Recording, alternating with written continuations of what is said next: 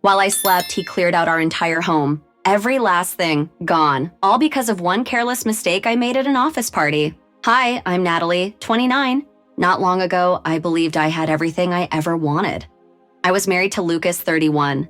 For 2 wonderful years, we'd built what I thought was a life full of love, stability, and dreams that could never shatter. Then in a heartbeat, it all fell apart. The morning it happened, I woke with a strange gnawing unease I couldn't explain. Our house, once warm, lively, full of laughter, felt empty. Every piece of furniture, the appliances, even the framed photos were gone. At first, I thought we'd been burglarized, but the locks were untouched, nothing broken. Then I noticed it. A single note on the kitchen counter written in Lucas's unmistakable handwriting. "Happy New Year, Natalie. May your fresh start treat you better than I did." I sank into a chair, my chest tight, heart racing. The man who had been my anchor through life's hardest moments had vanished without a word. No fight, no farewell, just gone. Let me take you back. 3 years earlier, I just started an internship at a mid-sized consulting firm when I first met Lucas. He was a project supervisor, sharp, stylish, quietly magnetic. I tried to keep it professional, but the chemistry was undeniable. After a few projects together, we started dating. 8 months later, he proposed on a snowy mountain getaway. Just the two of us, wrapped in a love that felt infinite. Marriage escalated quickly. Lucas accepted an offer from a rival firm that nearly doubled his salary. We bought a larger home in the suburbs, began planning for kids, travel, renovations. Around the same time, my career took off. I was promoted to a high-pressure role. Stress caught up with me. I started working late, bringing projects home, drinking wine at night to unwind. 1 glass became 2, then the whole bottle. Lucas noticed. At first, he spoke gently. As things worsened, his tone became more serious. I brushed him off, insisting I was fine. I wasn't. The breaking point came the night I blacked out completely. That terrified me enough to seek help. I checked into rehab and took 6 months off work. It was the hardest thing I've ever done. Lucas never left me. He stayed unwavering, my anchor through it all. When I returned to work, I was assigned to a new manager, Ethan Carter. Mid-40s, energetic, charming. Lucas disliked him immediately, warning me he seemed manipulative. I dismissed it as jealousy. Ethan was smart, engaging, competent. When a colleague went on maternity leave, I found myself working late nights with Ethan to keep projects moving. We exchanged texts and emails deep into the evening. Lucas noticed how attached I was to my phone and mentioned it.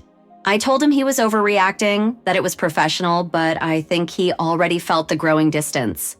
One night after a disagreement, I told Lucas he needed to trust me or step back. That was the night the emotional crack between us widened. Not long after, Ethan began sharing parts of his personal life. One evening, after the office cleared, he brought me coffee and asked how I was really doing.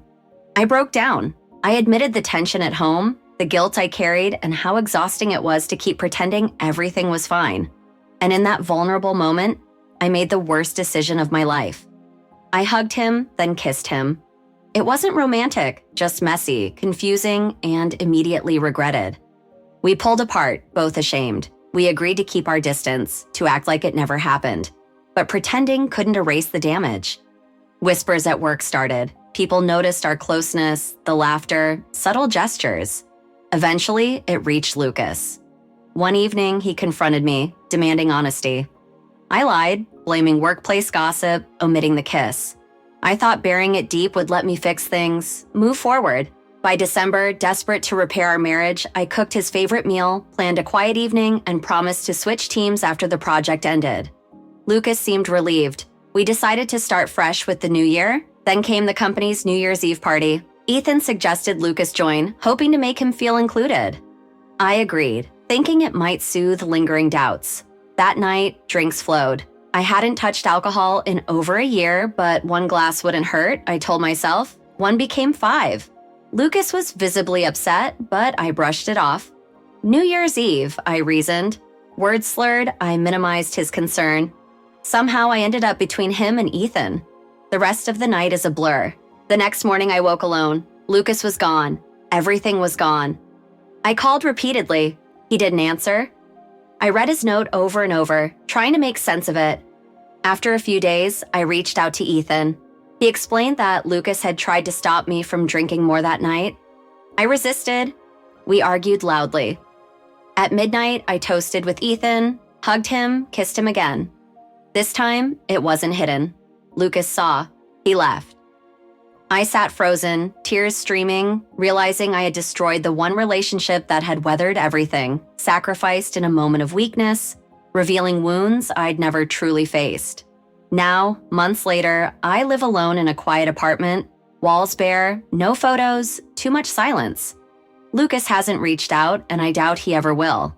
I'm sober again, but the emptiness I feel isn't just from giving up alcohol. It's from losing the man who stood by me when no one else did. Trust is fragile. Sometimes it isn't the betrayal itself that ends a relationship, it's the secrets, the distance, the reckless choices we justify in moments of weakness. When someone loves you at your lowest, you can't give them a reason to doubt you at your best.